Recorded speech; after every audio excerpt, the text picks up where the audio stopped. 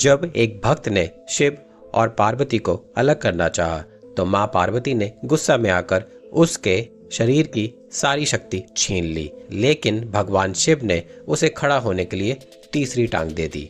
चलिए जानते हैं क्यों। भृंगी ऋषि महादेव के ऐसे भक्त जिनकी भक्ति में कोई समझौता नहीं था। उनका नियम बिल्कुल स्पष्ट था, मैं केवल महादेव की पूजा करूंगा, शिव के सिवा कोई भी मेरे आराध्य नहीं। यहाँ तक कि माँ पार्वती को भी वे शिव से अलग मानते थे, उनकी उपासना तक नहीं करते थे।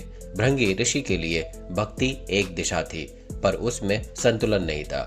एक दिन कैलाश पर शिव और पार्वती अर्धनारीश्वर रूप में विराजमान थे, आधा शिव आधी शक्ति। उसी समय भृंगी ऋषि वहां पहुंचे। वे शिव की परिक्रमा करने लगे। माँ पार्वती भी वहीं थी।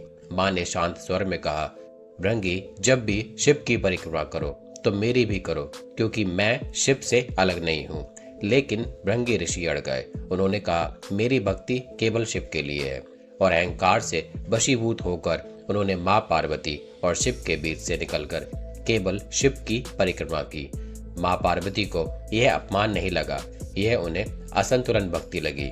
उन्होंने अपने योग शक्ति से भृंगी ऋषि के शरीर की जीवन शक्ति खींच ली। क्षण भर में भृंगी ऋषि का शरीर मांस और रक्त से खाली हो गया। वह केवल हड्डियों का ढांचा रह गया। शक्ति के अभाव में वे डगमगाने लगे, गिरने लगे। यह दृश्य देखकर महादेव करुणामय हो गए।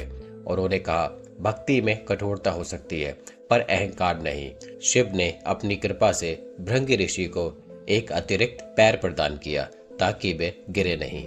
इसी कारण भृंगी ऋषि 3 पैरों वाले शिव भक्त कहे जाते हैं। लेकिन यह 3 पैर कोई शारीरिक प्रकृति नहीं, यह एक गहरा दर्शन है। पहला तपस्या, दूसरा भक्ति और तीसरा संतुलन, जहाँ शिव और शक्ति एक होते हैं। महादेव ने सिखाया, केवल शिव की भक्ति भी अधूरी है यदि उसमें शक्ति का सम्मान न हो। भृंगी ऋषि शिव के परम भक्त थे, लेकिन उनकी शक्ति में समावेश नहीं था। और शिव दंड नहीं देते, वे शिक्षा देते हैं। यहीं से जन्मा अर्धनारीश्वरी सिद्धांत कि शिव और शक्ति अलग नहीं है, एक है।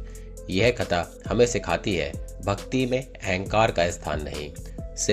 शिव शक्ति के बिना अधूरे हैं, और संतुलन ही सच्ची साधना है। ओम नमः शिवाय।